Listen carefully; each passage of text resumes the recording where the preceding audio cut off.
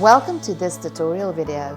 The goal of this video is to show you how to copy debtor or patient's data as text. A booking or debtor or patient's data can be copied as text and pasted into any other document, for example, an email, Word document or Notepad. From the diary screen, click on the booking of the patient for whom the user would like to copy and paste the text. The diary sidebar will open. Click on the Debtor Edit button.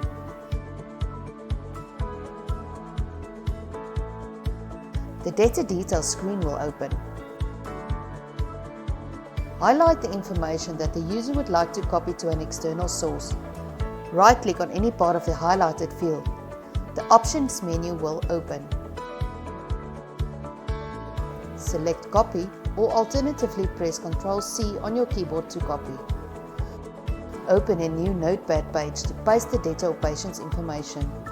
Right-click, the Options menu will open. Select Paste. Alternatively, press Ctrl+V on your keyboard to paste. The debtor or patient's information has now been pasted as plain text.